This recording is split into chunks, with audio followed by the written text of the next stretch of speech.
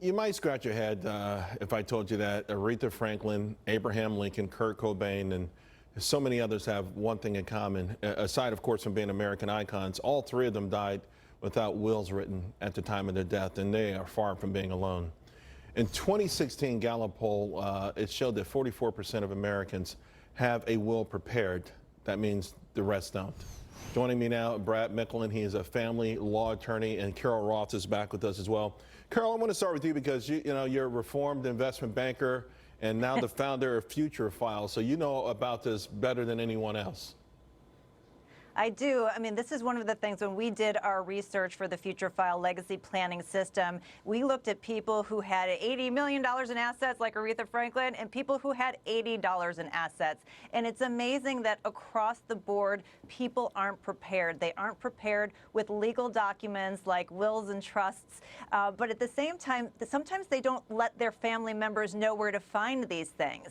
And it's about leaving a legacy and letting your family members know where to find your wishes and the information so that you don't tear them apart. Everything from burials to social media wishes, and then of course the money piece of the equation, which you talk about all the time, Charles. These are things that you need to do a good job of preparing your family for so that they don't come and have this havoc wreaked when a loved one dies.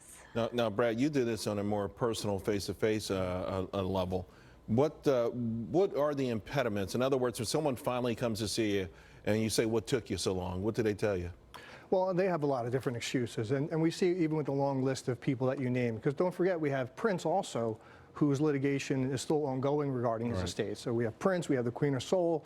It's like the royal family of music, and nobody's giving good advice.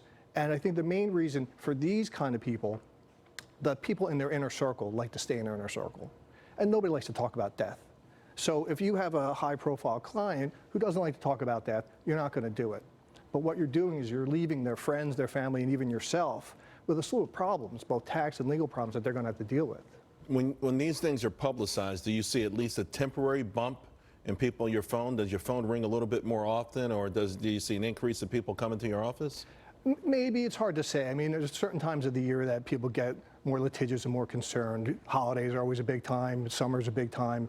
But I don't think these kinds of issues really prompt people to get over their fear of talking about death.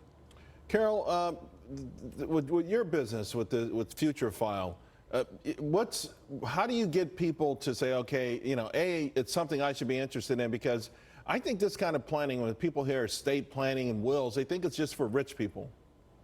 Yeah, so I've obviously used my own experience in losing 4 loved ones, including my father, who created the prototype of this system, and I talked them through the benefits from their loved one's perspective. But having a kit to walk you through all of these issues sometimes helps take that emotionality out of it. So it's like, oh, well, the kit's asking us to go do this. It's not saying, oh, well, my greedy son or my greedy daughter's asking me to do this. So that's been really helpful. And then sometimes we tell people to just take it in stages. So maybe you don't want to address everything. Maybe you're getting powers of attorney and your will done and putting out your social media wishes, or maybe you're just doing your online accounts. So you can take the process in stages as well, Charles. And final words of wisdom? Final words of wisdom is on this commercial break. I want to make sure that you have a will. Okay. You bring a kit for me? I'll bring and the Future File system. Well, you know what? It is a very serious issue, and it rips up families, and it's unnecessary, but it happens far too often. Thank you both very much. Really appreciate it.